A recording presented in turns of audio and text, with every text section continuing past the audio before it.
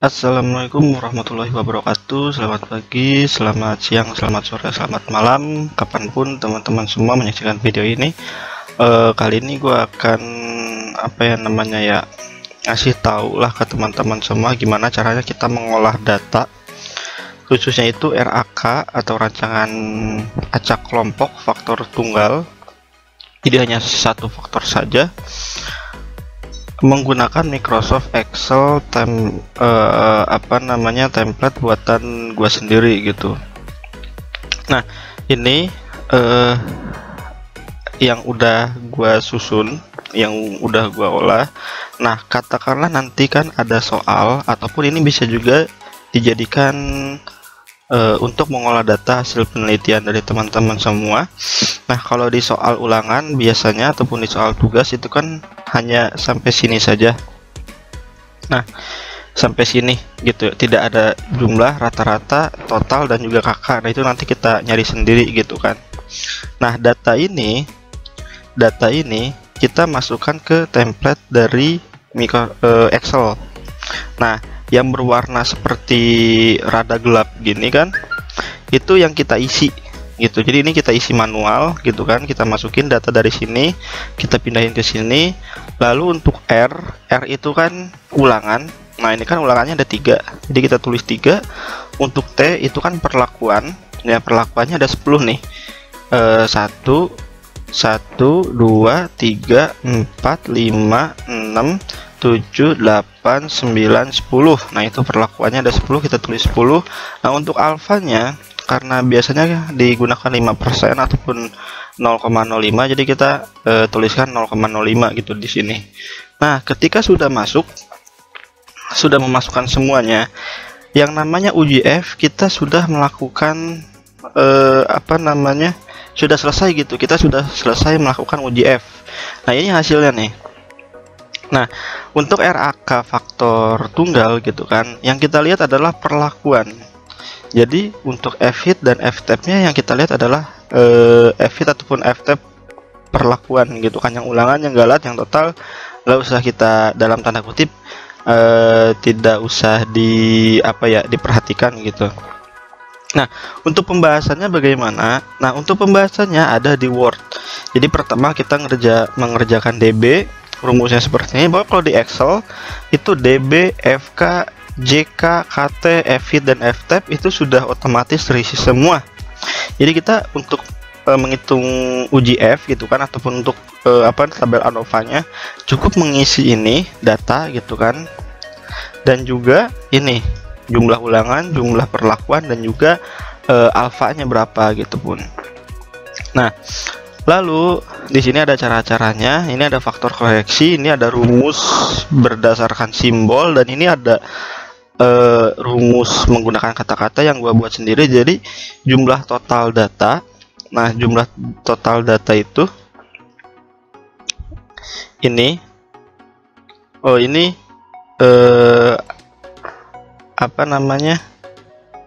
tidak di sigmakan, lupa. Nah, jadi total jumlah data itu yang ini nih 9, ataupun sudah ada di sini. Nah, ini jadi jumlah data ini itu kan semua yang ada di sini dijumlahkan totalnya segini, ataupun ya teman-teman bisa menjumlahkan dari hasil penjumlahan di sekitar sini ataupun hasil penjumlahan dari sini gitu. Nah, hasilnya pasti segini. Nah, angka ini dikuadratkan, hasilnya ini, ataupun ada di sini nih. Nah, jadi jumlah total data ini, jumlah total data dikuadratkan gitu kan. Nah, hasil kuadratnya adalah di sini nih, ada di sini, dibagi R dikali T. R dikali T itu kan tadi R-nya adalah 3, T-nya adalah 10. Jadi 3 dikali 10 sama dengan 30, sehingga nanti hasilnya adalah sekian, 323,796. Oh iya, di Microsoft Excel gua belum merubah settingan bawaannya. Jadi di sini kalau koma itu titik gitu kan. Jadi ini kan misalkan 0.007 itu artinya 0,007 gitu kan ya. Nah, itu untuk FK udah selesai. Untuk JK juga sama. Ini rumusnya rumus simbolnya seperti ini ada rumus apa ya, kata-kata gitu kan. Jadi kan untuk JK total itu kan data yang ini dikuadratkan ditambah ini dikuadratkan ditambah ini dikuadratkan. Kalau teman-teman mau tahu, mau mengecek secara manual menggunakan kalkulator misalkan, nah data kuadratnya itu ada di sini. Nih, ada di sini data kuadratnya. Oke. Lalu untuk mengetahui misalkan berapa nih jumlah keseluruhan totalnya, itu ada di sini nih, tuh. Yang ini. Ada di sini. Oke. Nah, lalu selanjutnya ada JKP. JKP itu jumlah data perlakuan dikuadratkan. Jumlah data perlakuan yang mana? Nah, perlakuan itu yang ini. Jumlah ini dikuadratin, jumlah ini dikuadratkan ditambah jumlah dikuadratkan ditambah yang ini dikuadratkan ditambah yang ini dikuadratkan, seperti itu. Hasil dari apa namanya? Penjumlahan dari masing-masing kuadrat ini adalah yang ini. Nah, 972,266. Kalau teman-teman mau tahu misalkan 9,6 berapa kuadratnya? Nah, ada di sini nih, ini dia. Oh, ada di sini kuadratnya gitu kan. Nah, lalu itu untuk JKP kita katakanlah sudah beres. Dan JKU tinggal melihat simbolnya saja, itu sigma y titik j kuadrat, berarti menggunakan yang ini. Nah, ini apa namanya, berarti kan jumlah data ulangan ke 1 ditambah kuadrat ditambah sampai ke jumlah data ulangan ke n kuadrat. Jadi maksudnya tuh kayak jumlah ini kan jumlah ulangan.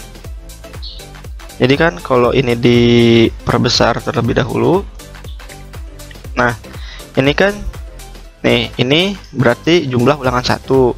Yang ini berarti jumlah ulangan 2. Nah, seperti itu. Jadi ini dikuadratkan ditambah ini dikuadratkan ditambah ini dikuadratkan. Nah, pengen tahu nih hasil kuadratnya dari mana? Ada di sini. Jadi 32,899 dikuadratkan itu adalah hasilnya 1082,344. Nah, seperti itu. Lalu hasil penjumlahan semuanya ada di mana? Teman-teman bisa lihat yang ini ataupun bisa lihat yang ada di sini. Nah, ini tuh apa namanya? Bawaan awal kali gue bikin template, cuman untuk memudahkan gitu ya, gue bikin baru di sini dengan menggunakan simbolnya gitu. Jadi nanti teman-teman tinggal lihat aja di sini gitu datanya. Nah, itu tadi untuk yang ulangan, JKU ulangan hasilnya sekian. Nah, untuk yang JKG itu nggak ada masalah apa-apa karena dia apa namanya, tinggal dikurang-kurangin aja gitu kan. KT juga sama, tinggal dibagi. F-hit juga sama, tinggal dibagi. Nah, untuk F-tab terkhusus di Excel kita bisa memasukkan rumus seperti ini. Nah, jadi kalau di Excel gua itu rumusnya adalah sama dengan FINV kurung buka P7. P7 adalah, kita lihat di sini itu 0,05 atau alfanya. Nah, itu adalah yang ada di sebentar. Nah, ini tuh P7 gitu kan, 0,05. Lalu C20 itu berarti adalah DBU-nya. Ya kan, DBU ataupun DB ulangan. Kita yang perlakuan, sorry, mohon maaf. Berarti DBP, nih yang ini nih yang dilihat nih. Yang ini ya kan, DB apa namanya, DBP-nya itu berarti 9. Nah, DBG-nya 18. Nah, kita nanti yang ulangan juga sama seperti itu masukinnya. Nah, pokoknya ini nanti langsung keluar hasilnya seperti ini. Jadi langsung udah keluar gitu datanya. Nah, ketika sudah selesai semua di sini, sebenarnya kan kita langsung masuk ke tabel analisis seragam ataupun ANOVA. Cuman di sini gua sebelum masuk ke tabel tabel ANOVA, gua mencoba untuk menghitung kakak terlebih dahulu. Nah, jadi menghitung kakak ini rumusnya sudah ada di sini. akar KTG. Ingat ya, akar KTG berarti yang diakarkan itu hanya KTG-nya saja dibagi X bar. X bar itu apa? Ini ada rumus X bar. Nah, ini juga ada penjelasannya. Jadi data tiap perlakuan itu dijumlahkan. Jadi maksudnya tinggal ini ditambah ini ditambah ini ditambah ini, ya pokoknya intinya adalah jumlah yang ini nih, yang ini gitu ya. Dia sigma y titik-titik, nah berarti yang ini gitu kan. Nah lalu setelah itu dibagi banyaknya data perlakuan. Banyaknya data perlakuan tinggal kita hitung 1, 2, 3, 4, 5, 6 terus dihitung sampai sini. Nah gampangnya ya kita tinggal kalikan saja, ulangan dikalikan jumlah perlakuan. 3 dikali 10 ya benar, 3 dikali 10 sama dengan 30. Jadi banyaknya data perlakuan ini semua berarti ini itu ada 30 gitu. Nah tinggal dimasukkan, nanti di sini sudah ada X barnya sekian gitu kan, hasil dari X barnya. Lalu akar KTG juga di sini sudah ada akar KTG, dan kakak bisa langsung melihat di sini. Ini kakak sebelum dikali 100, mohon maaf, yang ini sudah dikali 100. Katakanlah kok beda, harusnya kalau dikali 100 kan hasilnya 2,6 gitu, ini kenapa 2,577.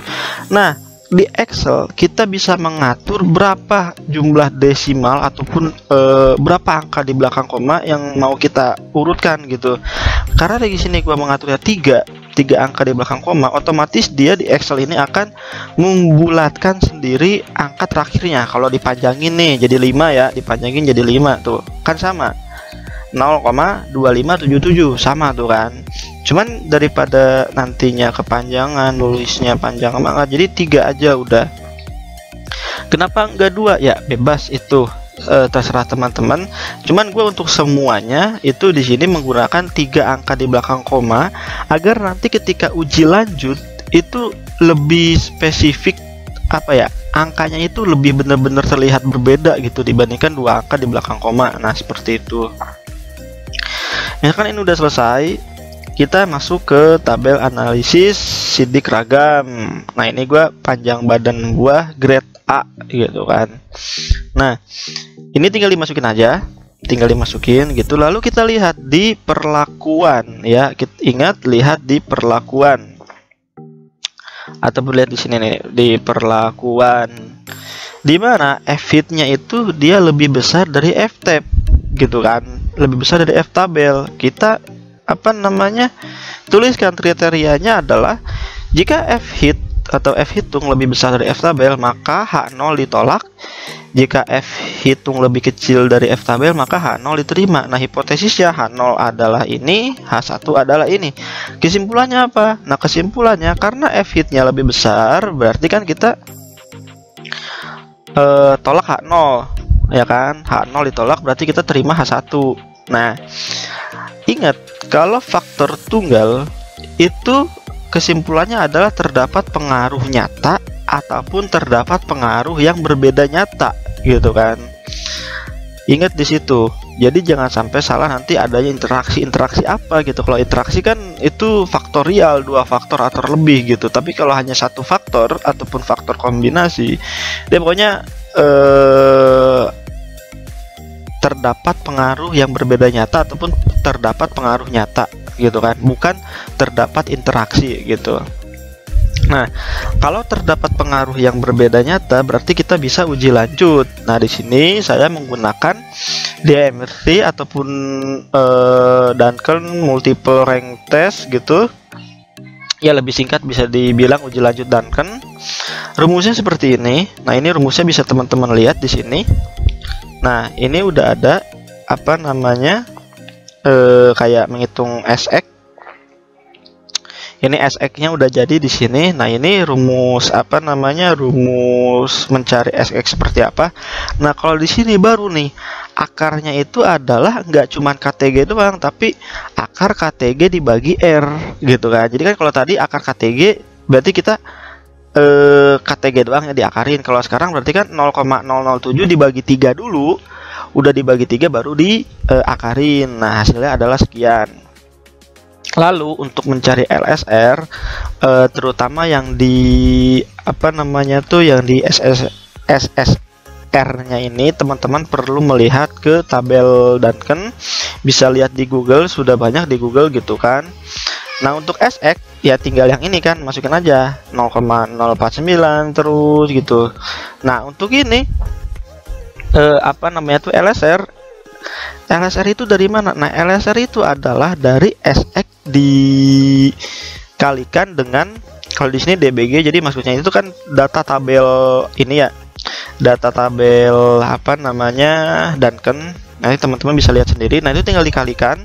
Jadi ya data ini itu ini dikali ini, data ini dikali ini, seperti itu. Nah karena DMRT kita memulainya dari perlakuan kedua, nanti di tabel gitu kan, di Google juga pasti dari 2 gitu, perlakuan kedua, perlakuan ketiga, keempat, kelima, keenam, ketujuh, 8, 9, 10 gitu kan. Nah udah dapat nih datanya, di sini. Yang harus kita lakukan apa? Pertama, ini kan katakanlah perlakuannya cuma 10 ya.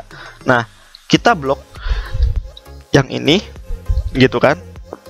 Ctrl C, kita buka Notepad. Nah, kita buka Notepad, di sini kita pastekan. Nah, di sini kita copy lagi. Di sini kita baru pastekan lagi. Kenapa nggak langsung aja dari sini dipastekan ke sini? Itu nanti malah error karena ini kan kode. Udah otomatis gitu kan, kode otomatis tuh. Rumus gitu kan, rumus. Nah, di sini kita membutuhkan bukan rumus gitu.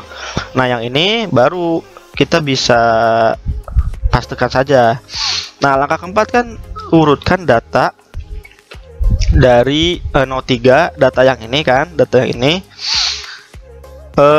urutkan dari data terkecil ke terbesar. Caranya adalah kita blok data angkanya, habis itu kita geser ke kiri untuk memblok hurufnya gitu kan. Sort and filter, kita pilih sort small to large gitu kan. Nah, nanti dia udah otomatis gitu. Nah, di sini pokoknya nanti kalau memang ada sampai perlakuannya banyak gitu kan, lebih dari 10 ya, gitu tinggal blok aja semua, Ctrl C ke Notepad gitu kan, dipastekan, di copy lagi, dipastekan lagi ke sini gitu. Jadi gitu cara kerjanya. Nah, di sini ini udah biarkan saja, ini mah ya udah biarkan saja. Kita langsung ke sini nih, uji dengan LSR. Jadi kita sudah membandingkan gitu kan, ini dikurangi ini apa segala macam. Teman-teman untuk tahu ini ya baca aja materinya gitu kan, biar cepat. Di sini gue langsung ke prakteknya aja. Nah, ini dibesarkan terlebih dahulu ya biar gampang. Nah, di sini teman-teman kita lihat nih.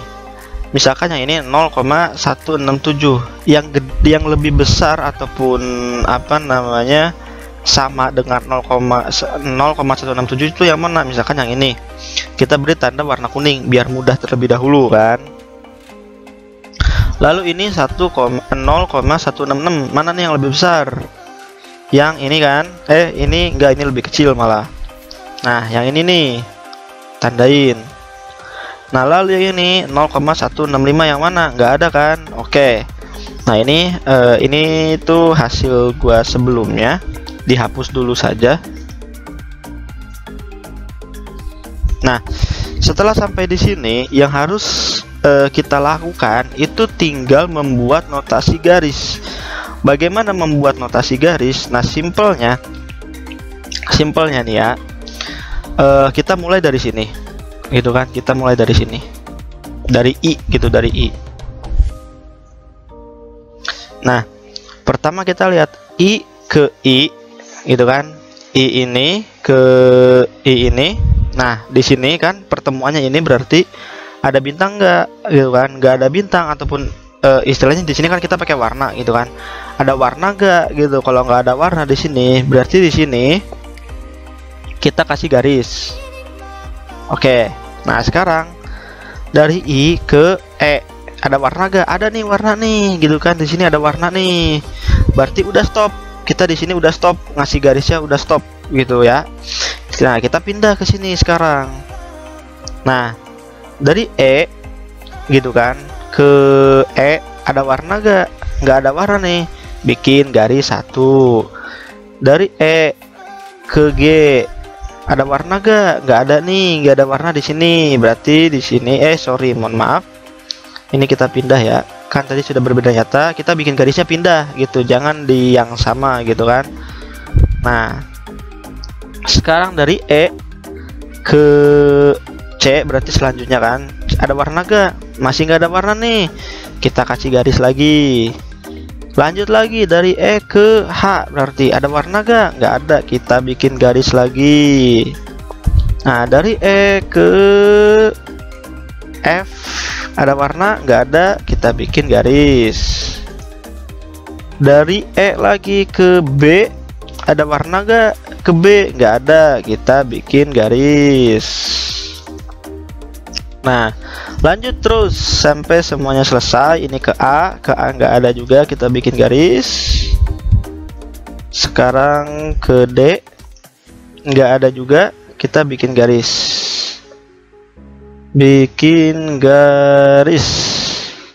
Nah sekarang di sini dari E ke D, ke J, mohon maaf, ke J. Nah karena ada warna gitu kan ataupun berbeda nyata, berarti kita udah stop gitu kan, udah stop. Nah sekarang berarti tinggal lanjut ke pinggir sini, ke atas, geser satu. Jadi setiap ada garis itu gesernya adalah ke atas, geser ke samping, mulai dari sini. Ke atas, geser ke samping, mulai dari sini. Nah karena dari sini ke sini udah nggak ada garis lagi, berarti kita udah tinggal dari sini tuh terus sampai akhir kita kasih garis seperti ini. Nah ini berarti A, ini B, ini C. Kita masukkan di sini, berarti I itu masuknya adalah garis A.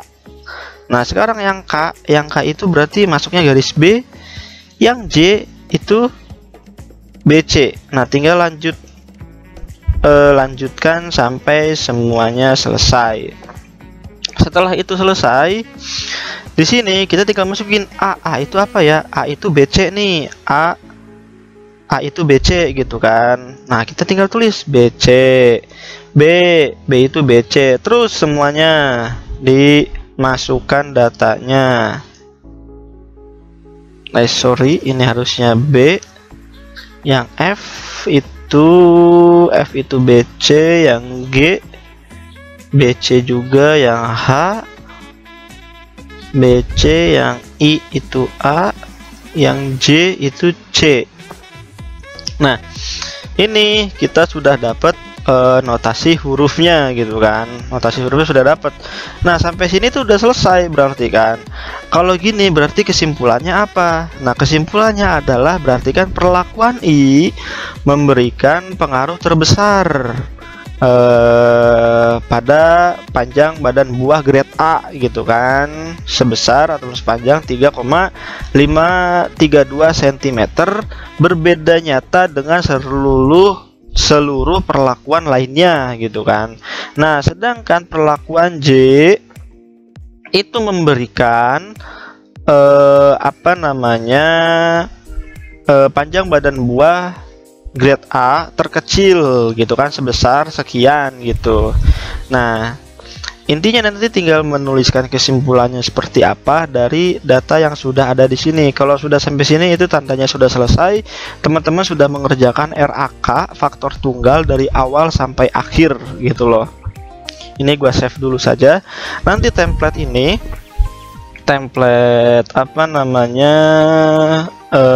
untuk mengelola data akan gua kirimkan, serta dari ininya sendiri juga Word-nya akan gua kirimkan ke teman-teman. Nah kalau di Word yang warna tadi ya itu harus diganti pakai ini tuh pakai bintang. Dan kalau ada warna di sini kan warnanya cuma di sini doang ya kan. Nah cuman tadi itu gua untuk mempersingkat waktu aja. Nah kalau udah masukin data ke Word berarti kalau ada bintang di sini, ke atasnya itu udah pasti ada bintang. Kalau ada bintang di sini, ke atas ini pasti ada bintang. Kalau ada bintang di sini, ke atas ini pasti bintang gitu loh. Cuman kalau bintangnya memang sudah paling pojok di sini, ya udah cuma satu doang. Nah gitu ya teman-teman. Nah ini tadi hasilnya Nah, tinggal di sini ditambahin aja kesimpulan. Kesimpulan. Nah, kesimpulannya apa? Tadi sudah dijelaskan, silahkan teman-teman isi sendiri bagaimana kesimpulannya. Nah, sekian dulu untuk mengolah data RAK faktorial. Jadi buat teman-teman gua nih yang kemarin minta templatenya gitu kan, dan juga buat adik-adik tingkat mungkin yang ingin juga templatenya, akan gua kirimkan Excel dan juga Word-nya, dan juga beserta video tutorialnya. Karena kalau gua mengirimkan templatenya doang ya, kalau kalian gak ngerti cara pakainya buat apa gitu kan ya. Nah, mungkin sekian dulu dari gua, terima kasih, wassalamualaikum warahmatullahi wabarakatuh. Nah, ini ada informasi tambahan sedikit. Jadi buat teman-teman semua, patut teman-teman juga untuk melakukan pengolahan data menggunakan aplikasi lain ya, seperti SAS ataupun SPSS, atau juga bisa menggunakan Excel itu juga yang rumus jadi gitu kan. Fungsinya untuk apa? Fungsinya untuk melihat gitu. Jadi data yang teman-teman bikin itu sama atau tidak gitu kan ya, sesuai atau tidak dengan aplikasi yang teman-teman uji. Nah, di sini gue menguji template hasil buatan gue menggunakan SAS, dan ternyata dari sekian banyak gitu kan data olahan yang gue uji itu terdapat katakanlah kurang lebih 95% yang sama gitu. Dan yang berbeda itu rata-rata ada di notasi huruf gitu. Notasi hurufnya yang tadi kita membuat untuk membuat notasi huruf kan kita ngegarisin dulu kan, kayak dari sini ke sini ada bintang enggak gitu kan. Kalau ada bintang pindah, yang seperti itu di sini di SAS itu ternyata yang gua ada perbedaan, tetapi dari semuanya ini katakanlah hanya 90% gitu. Jadi nggak beda semua gitu, katakanlah yang ini sama, ini sama, ini sama, terus yang total beda nih di itunya doang gitu, di susunannya itu doang gitu bedanya. Nanti di sini beda juga di situ. Nah, cuman kalau gua pribadi seperti yang gua katakan, gue lebih percaya template buatan gue sendiri. Kenapa? Karena gue ketika ingin mencari data ada di situ. Kalau misalkan kita pakai SAS, kan dia keluar data jadi ya. Kayak misalkan kita pengen tahu nih, katakanlah kuadrat dari perlakuan C ulangan kedua itu berapa sih gitu. Nah, kalau di sini kan kita nggak bisa ya, kalau di SAS itu kita nggak bisa nyari gitu. Tapi kalau di sini kan, kalau di template yang gue bikin itu kita bisa cari gitu. Oh, kuadratnya sekian, nilainya sekian. Jadi ya menurut gue lebih dalam tanda kutip gitu kan, lebih akurat gitu, karena kita bisa melihat datanya seperti apa, angkanya seperti apa. Ditambah lagi kita bisa melakukan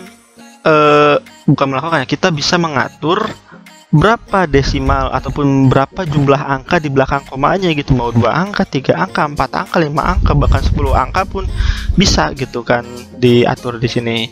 Nah, itu video informasi tambahan dari gua. Jadi buat teman-teman semua ya, baik kalian orang luar gitu kan yang menonton video ini ingin ataupun juga butuh template-nya, silahkan langsung di download saja. Nanti akan disertakan linknya di deskripsi video ini. Terima kasih.